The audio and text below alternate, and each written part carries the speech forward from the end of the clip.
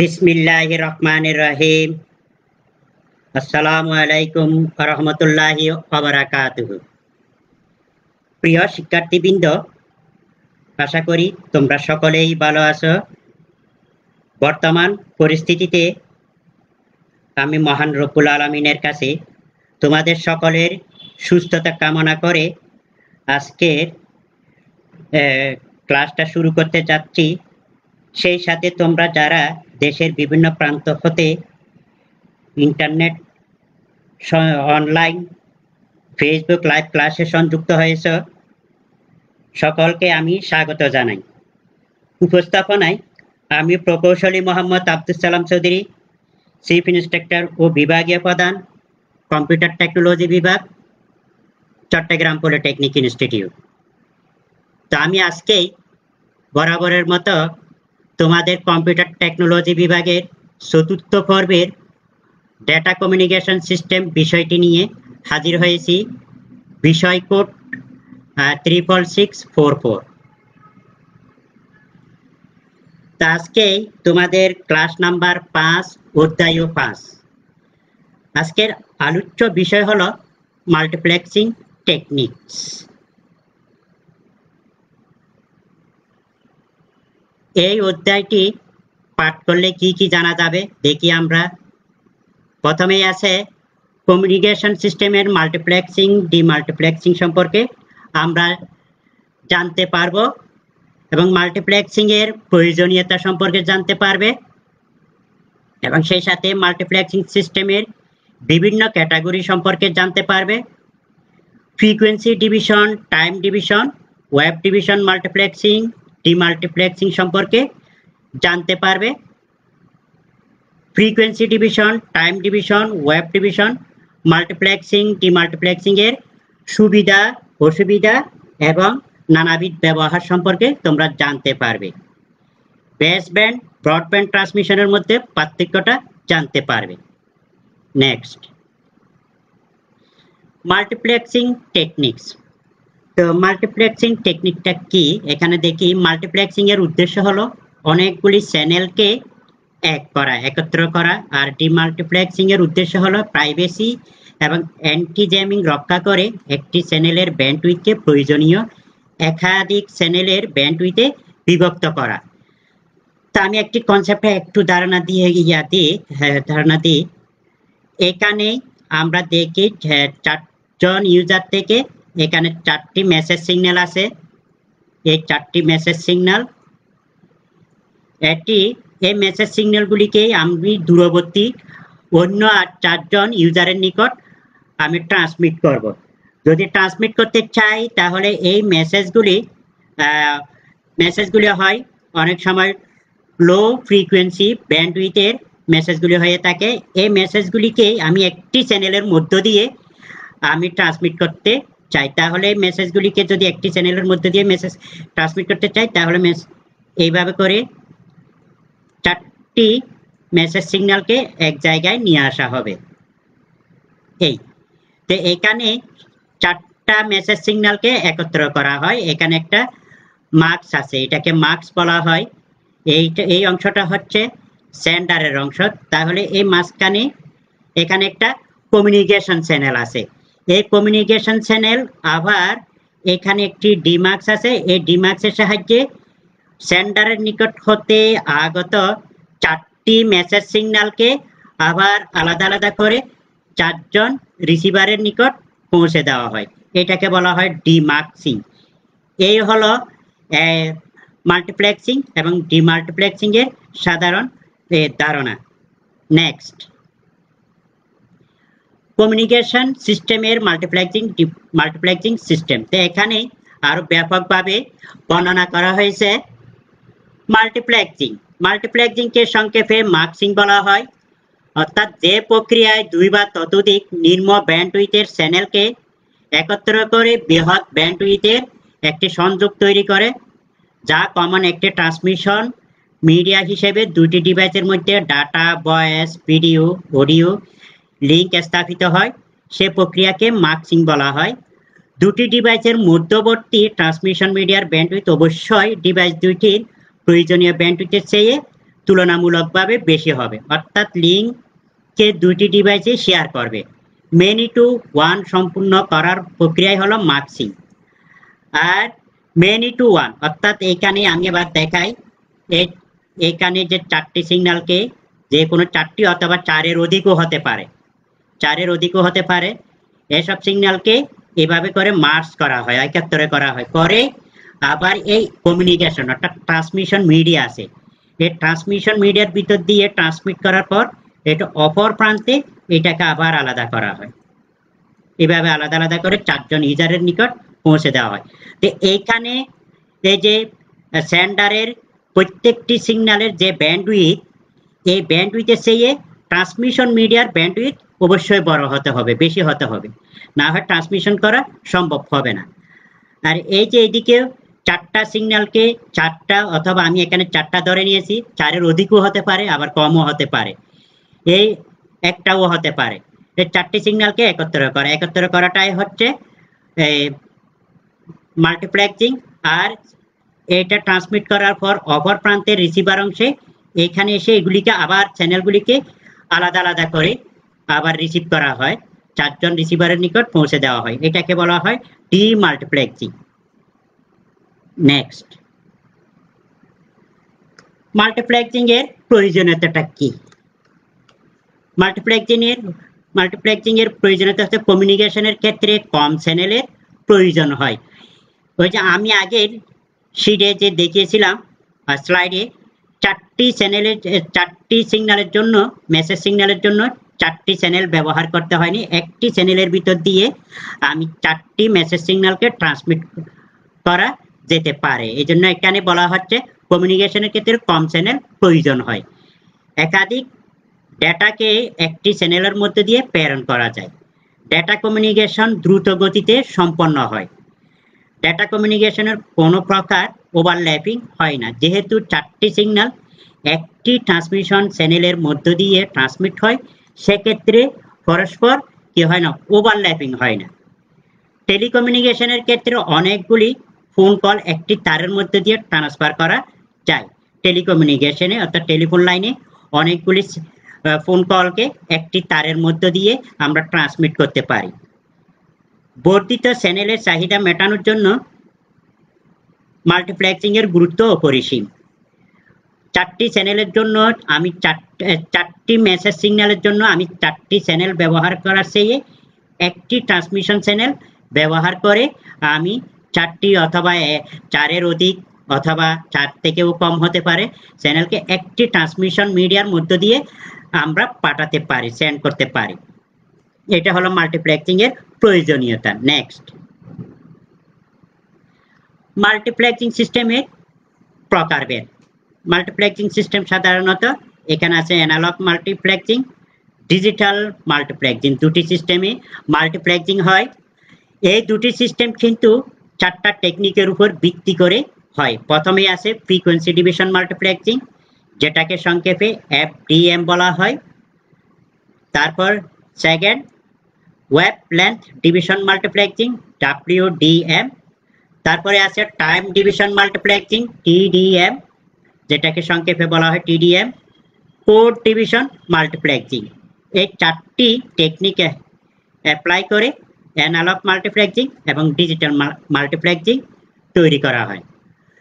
তো এখানে প্রথম যে দুটি আছে, এই প্রথম দুটি অ্যানালগ সিস্টেমের জন্য ব্যবহার করা হয়, অ্যানালগ সিস্টেমে। আর 3 নাম্বার এবং এই যে 4 নিচের এই দুটি কিন্তু ডিজিটাল মাল্টিপ্লেক্সিং এর ক্ষেত্রে ব্যবহৃত হয়। তো এখানে আমরা দেখতে পাচ্ছি যে frequency division, wave length, time division, code division.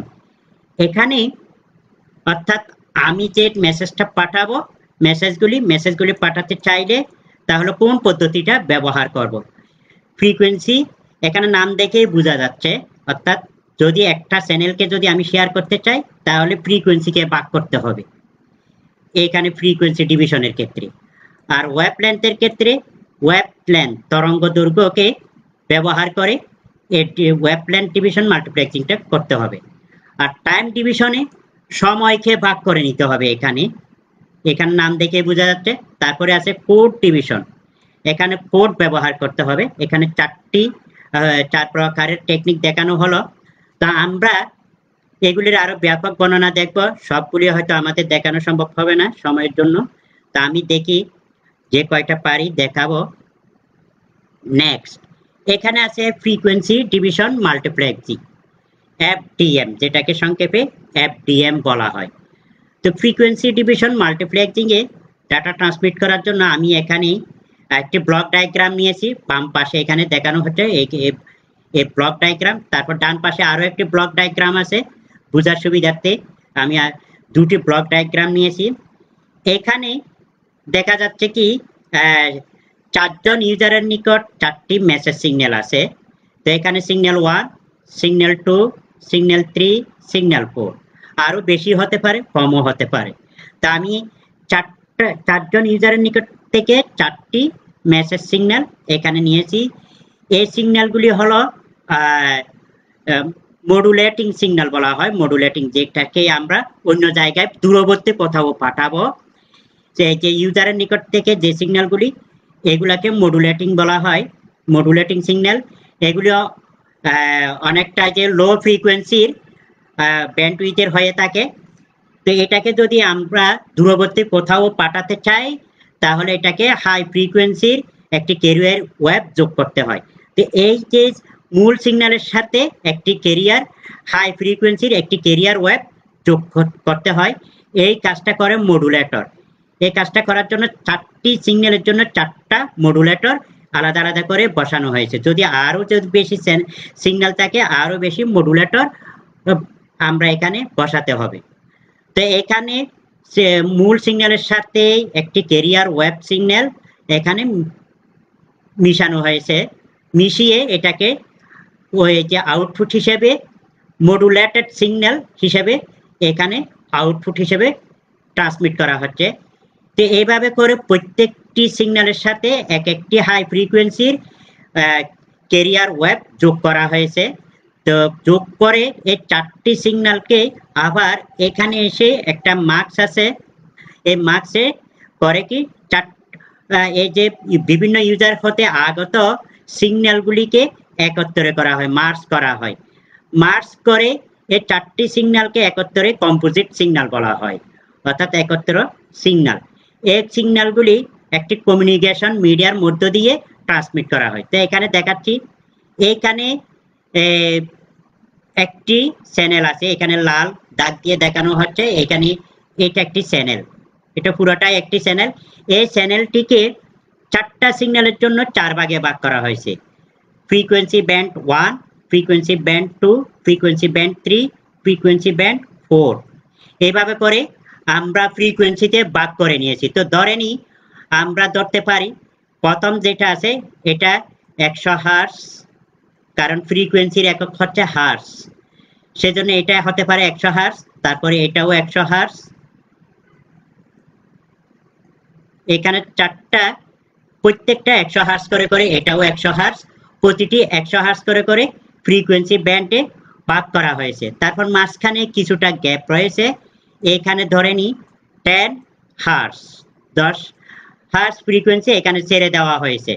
এখানে ছেড়ে দেওয়া হয়েছে, একটু গ্যাপ রাখা হয়েছে। গ্যাপ রাখা হয়েছে এই কারণে ফ্রিকোয়েন্সি ব্যান্ড 1 এবং ফ্রিকোয়েন্সি ব্যান্ড 2 অথবা ফ্রিকোয়েন্সি ব্যান্ড 3 একটি ব্যান্ড, এই যে প্রতিটি ফ্রিকোয়েন্সি চ্যানেলের মধ্য দিয়ে যাতে প্রতিটি সিগন্যাল মিশে যেতে না পারে, একটি আরেকটির সাথে মিশে যেতে না পারে, তার জন্য মাঝখানে একটু গ্যাপ দেওয়া হয়েছে।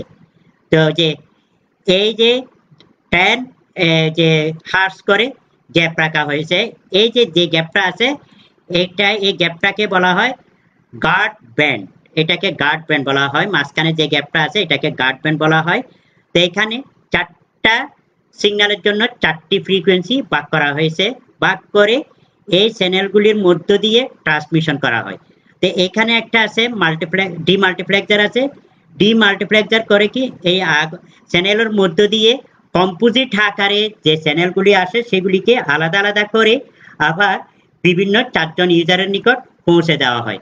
এইভাবে করে ফ্রিকোয়েন্সিকে ভাগ করে সেন্ডারের নিকট হতে, বিভিন্ন সেন্ডারের নিকট হতে আগত চ্যানেল মেসেজ সিগন্যালগুলিকে এক করে একটি চ্যানেলের মধ্য দিয়ে ফ্রিকোয়েন্সি আকারে ভাগ করে আবার রিসিভারের নিকট পৌঁছে দেওয়া হয়। এটি হলো ফ্রিকোয়েন্সি ডিভিশন মাল্টিপ্লেক্সিং এর মূল কনসেপ্ট। এরপরে আসি এখানে আসি advantage disadvantage of frequency division multiplexing, FDM এর সুবিধা অসুবিধা। এখানে আমরা দেখি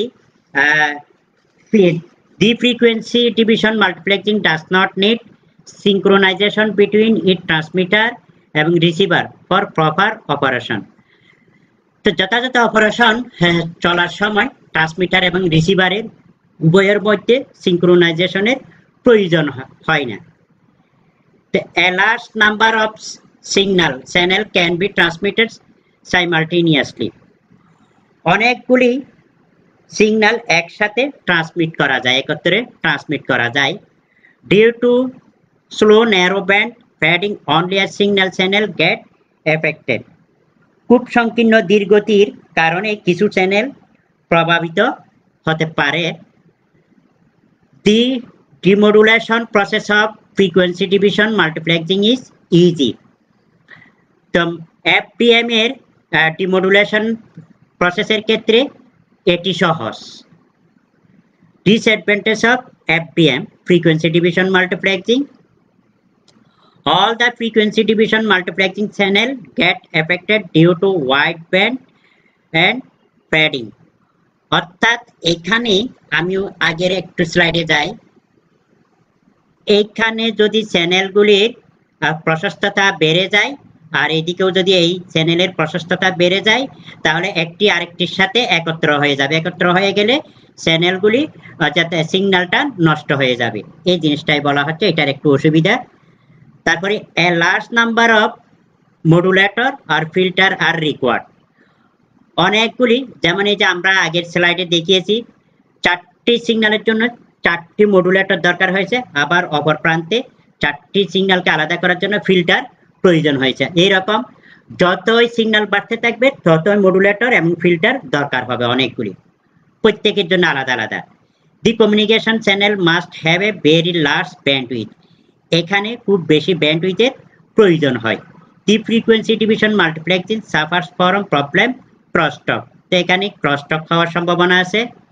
ইন্টারমডুলেশন ডিস্টরশন টেক প্লেস, এখানে ইন্টারমডুলেশন বিকৃতি ঘটে। নেক্সট এফডিএম, এফডিএমটা কোথায় ব্যবহার করা হয়? এফডিএম কমনলি ব্যবহার করা হয় টিভি নেটওয়ার্কের ক্ষেত্রে, এখানে প্রথমটা আমি দেখাচ্ছি টিভি নেটওয়ার্কের ক্ষেত্রে। তারপর ব্যবহার করা হয় যে এফএম এবং এএম রেডিও ব্রডকাস্টিং এর ক্ষেত্রে। তারপর ফার্স্ট জেনারেশন যে সেলুলার ফোনগুলি আছে সেখানে ব্যবহার করা হতো। Next wave length division multiplexing, এখানে কিন্তু এটা কিন্তু আধুনিক একটি প্রযুক্তি, যা লেজার লাইটের ব্যবহার, এখানে অপটিক্যাল এখানে কিন্তু অপটিক্যাল ফাইবার ব্যবহার করা হয় কমিউনিকেশন মিডিয়া হিসেবে। সেজন্য আমাদের এই যে বিভিন্ন ইউজারের নিকট হতে, এখানে আমি 4 জন ইউজারের নিকট হতে 4টি মেসেজ সিগন্যাল এখানে সোর্স হিসেবে নিয়েছি। এই 4টি সিগন্যাল যখন আমরা নিয়েছি, এই 4টি সিগন্যালকে যেহেতু অপটিক্যাল ফাইবারের মধ্য দিয়ে ট্রান্সমিট করতে হবে, তো আমরা জানি অপটিক্যাল ফাইবার সবসময় আলোকীয় পদ্ধতিতে ডাটাগুলিকে ট্রান্সমিট করা হয়। তা আমরা যে ভয়েস, এই যে টেক্সট এবং অডিও ভিডিও যেগুলি আছে সেগুলাকে লাইট ওয়েভে পরিণত করতে হয়, একটি কনভার্টার প্রয়োজন লাইট ওয়েভে পরিণত করার জন্য। লাইট ওয়েভ পরিণত করে এটাকে এখানে কম্বাইন করা হয়, 4টি সিগন্যাল এখানে এসে এখানে কম্বাইন করা হচ্ছে, একসাথে একত্রে করা হচ্ছে, পরে এখানে প্রতিটি সিগন্যালকে এই একটি চ্যানেলের মধ্য দিয়ে পাঠিয়ে দেওয়া হচ্ছে। তো এখানে একটা আবার ফিল্টার আছে, এই ফিল্টারটি অর্থাৎ স্প্লিটার বলা হয়। এই কম্বাইন যে সিগন্যালগুলি 4টি সিগন্যাল আসলো সেগুলিকে আবার আলাদা আলাদা করে 4 জন ইউজারের নিকট রিসিভারের নিকট পৌঁছে দেওয়া হয়। এই কাজটি করা হয় অনেকটা প্রিয় শিক্ষার্থী, ওই যে তোমরা আমার মনে হয় যে তোমরা ফিজিক্সে তোমার পদার্থবিজ্ঞানে তোমরা হয়তো পড়েছো প্রিজম, এটাকে প্রিজমের একটা নীতি হলো একটি আলোক বিন্দুকে অনেকগুলি আলোক রশ্মিতে পরিণত করতে পারে, আবার অনেকগুলি আলোক বিন্দুকে একটি বিন্দুতে নিয়ে আসতে পারে। তো এখানে অনেকগুলি বিভিন্ন জায়গা থেকে আগত আলোক বিন্দু এগুলিকে এই প্রিজমের সাহায্যে এক করা হচ্ছে, একত্রে করে একটি চ্যানেলের মধ্য দিয়ে এভাবে পাঠিয়ে দেওয়া হয়। আবার অপর প্রান্তে আরেকটি প্রিজম থাকে, এই প্রিজমের সাহায্যে এই একটি আলোক বিন্দুকে আবার আলাদা আলাদা করা হয়।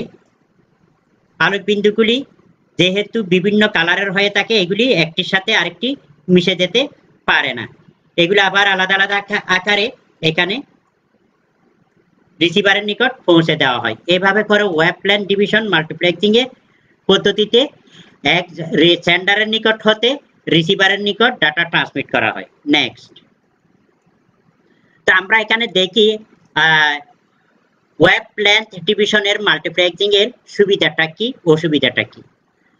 তো এখানে ওয়েভলেন্থ ডিভিশন মাল্টিপ্লেক্সিং এর প্রথম হচ্ছে এটি রিকনফিগার করা সহজেই রিকনফিগার করা যায়। আবার ফুল ডুপ্লেক্স মাল্টিপ্লেক্সিং এর ক্ষেত্রে, ট্রান্সমিশনের ক্ষেত্রে এটি ব্যবহার করা হয়।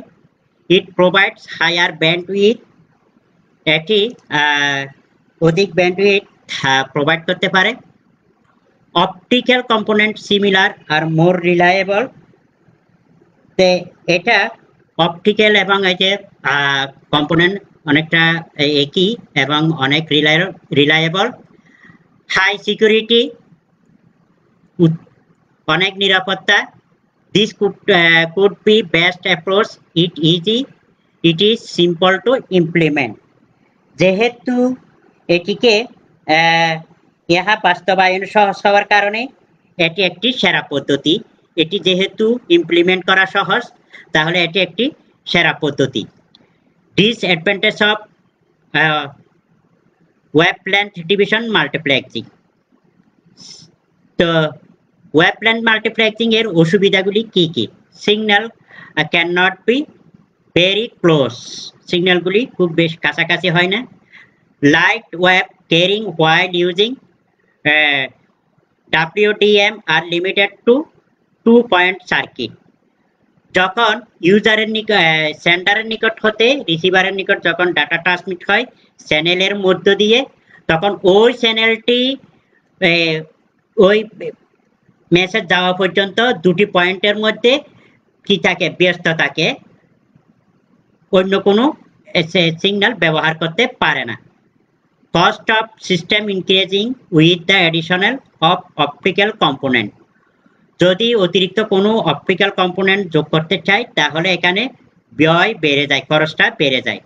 ডিফিকাল্টি ইন ওয়েভলেন্থ টিউনিং এর ক্ষেত্রে এটি একটি কঠিন। Insufficient in bandwidth utilization. তো ব্যান্ডউইথ ব্যবহারের ক্ষেত্রে অনেক সময় যদি দুটি সেন্ডারের নিকট হতে রিসিভারের নিকট যখন ডাটা ট্রান্সমিট হয় ওয়েভলেন্থ পদ্ধতিতে, তখন এখানে ব্যান্ডউইথটা ব্যবহার হয়। আর যদি ডাটা ট্রান্সমিট না হয় তো বিশাল এই ব্যান্ডউইথটি অপচয় হয়ে অকেজো অবস্থায় পড়ে থাকে, তখন আমাদের ব্যান্ডউইথটি অপচয় হয়। Difficulty in cascading topology, cascading topology ক্ষেত্রে এটি একটি কঠিন। Time division multiplexing, time division মাল্টিপ্লেক্সিংটা দেখো এখানে কিন্তু তিনজন ইউজারের তিনটি সিগন্যাল আছে। এই তিনজন ইউজারের তিনটি সিগন্যালকে আমি একত্রে ট্রান্সমিট করতে পারবো না। একজন ইউজারের ডাটাকে সিগন্যালকে একত্রে ট্রান্সমিট করা যাবে না। প্রত্যেক ইউজারের যে মেসেজ সিগন্যাল আছে, প্রতি মেসেজ সিগন্যালকে প্যাকেট আকারে অথবা বিট করে ভাগ করে নিতে হবে। তো এখানে আমরা প্রথম যে রিসিভার সেন্ডার আছে, এই সেন্ডারের একটি সিগন্যালকে 3 ভাগে ভাগ করেছি। আবার দ্বিতীয় সেন্ডার আছে, দ্বিতীয় সেন্ডারের এই সিগন্যালকে 3 ভাগে ভাগ করেছি। 3 নাম্বার যে সেন্ডার আছে এই সিগন্যালকে আবার 3 ভাগে ভাগ করেছি। এইভাবে করে এই প্রথম ইউজারের নিকট থেকে আংশিক নেব, তারপর দ্বিতীয় ইউজারের নিকট থেকে আংশিক, তৃতীয় ইউজারের নিকট থেকে আংশিক নিয়ে এটাকে ট্রান্সমিট করব। তো আমরা দেখি, প্রথম ইউজারের থেকে এটা নিলাম, দ্বিতীয় ইউজারের থেকে, 3 নাম্বার ইউজার থেকে আংশিক নিলাম, এটাকে ট্রান্সমিট করা হলো। আবার এভাবে করে পরবর্তী এরপরেই দ্বিতীয়, আবার 3 নাম্বার ইউজারের। এইভাবে করে প্রত্যেকের রাউন্ড রবিন আকারে আংশিক নিয়ে ট্রান্সমিট করা হচ্ছে। আবার এটাকে এইদিকে ফিল্টারিং এর সাহায্যে ডিমার্কসে আবার প্রত্যেক ইউজারের নিকট আলাদা আলাদা করে পাঠিয়ে দেওয়া হচ্ছে। এটা অনেকটা ফার্স্ট কাম ফার্স্ট সার্ভের মতো।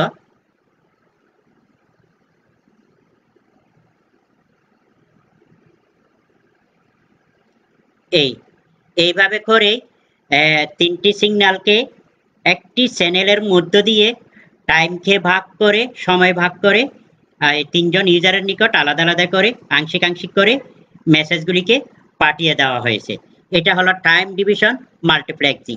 নেক্সট, তো এখানে যেহেতু টাইমকে ভাগ করা হয়, এখানে দেখি আমরা অ্যাডভান্টেজ এবং disadvantage of time division multiplexing. Time division multiplexing এর সুবিধাটা কি?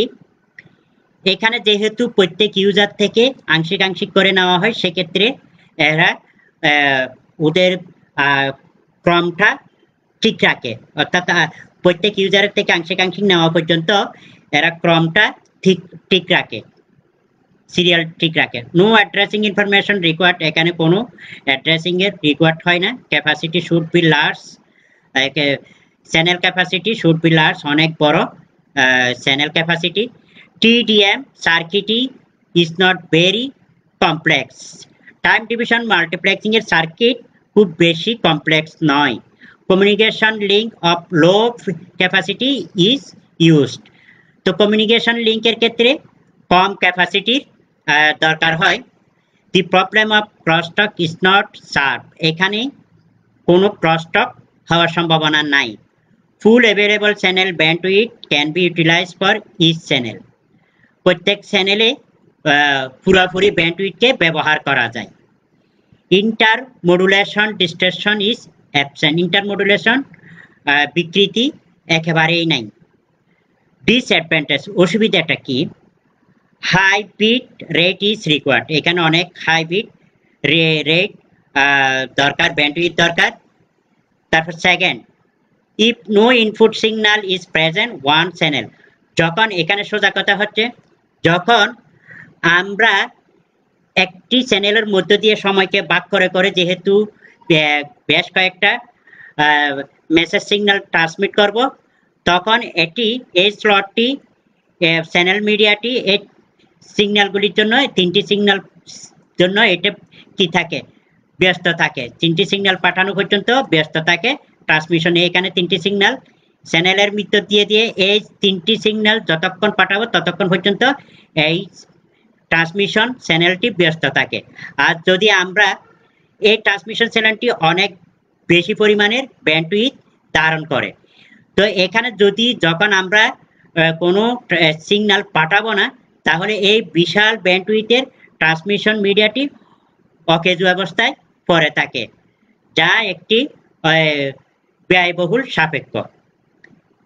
ফ্রেমস হ্যাভ ডিফারেন্ট সাইজ, যেহেতু আমরা বিভিন্ন ইউজারের নিকট হতে সিগন্যালগুলিকে ফ্রেম আকারে ভাগ করি, এখানে ফ্রেমগুলি বিভিন্ন সাইজের হয়ে থাকে। এই হলো টাইম ডিভিশন মাল্টিপ্লেক্সিং এর সুবিধা এবং অসুবিধা। নেক্সট, এটার ব্যবহারটা কোথায়? টাইম ডিভিশন মাল্টিপ্লেক্সিং এর অ্যাপ্লিকেশনটা কোথায়? এখানে আমরা দেখি, এখানে কিছু অ্যাপ্লিকেশন দেখানো হয়েছে, আরো অনেক অ্যাপ্লিকেশন আছে। It used in ISDN integrated service digital network, telephone লাইনের ক্ষেত্রে এটি ব্যবহার করা হয়। It is used in PSTN public switched telephone নেটওয়ার্কে এটি ব্যবহার করা হয়। It is used for some telephone সিস্টেমে ব্যবহার করা হয়।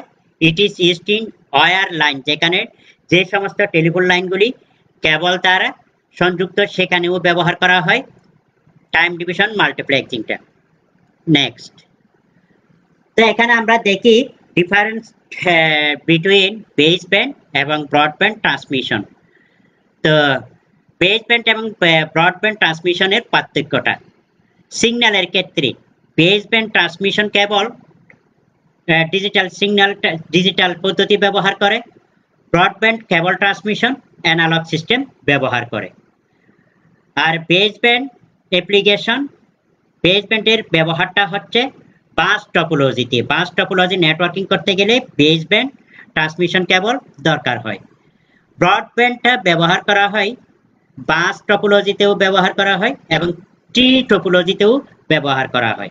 এনকোডিং, যখন আমরা মেসেজকে এক জায়গা থেকে আরেক জায়গায় পাঠাতে হয় তাহলে এনকোড করতে হয়। তা আমরা আগের ক্লাসেই আমরা পড়েছিলাম ম্যানচেস্টার এবং ডিফারেন্সিয়াল ম্যানচেস্টার পদ্ধতি কিভাবে এনকোড করতে হয়।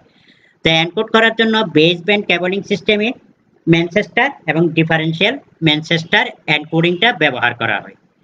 আর ব্রডব্যান্ড ট্রান্সমিশন কেবল সিস্টেমে ফেজ শিফট কিইং এনকোডিংটা ব্যবহার করা হয়।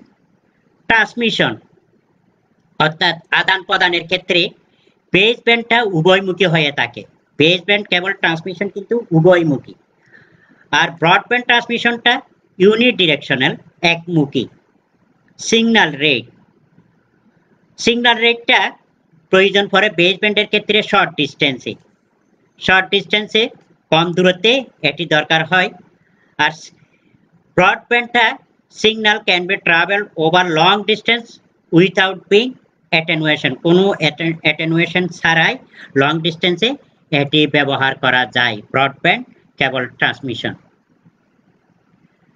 তো প্রিয় শিক্ষার্থী, আজকে এইটুকুই রাখতে চাই। তো তোমাদের আজকের লেকচার সম্পর্কিত যদি কোনো প্রশ্ন থাকে তাহলে তোমরা আমাদের Facebook page skill portal Bangladesh পেজে গিয়ে তোমরা কমেন্ট করে জানালে আমি উত্তর দিয়ে তোমাদেরকে সাহায্য করব। তো সবার সুস্থতা কামনা করে আমি এখানে রাখতে চাই।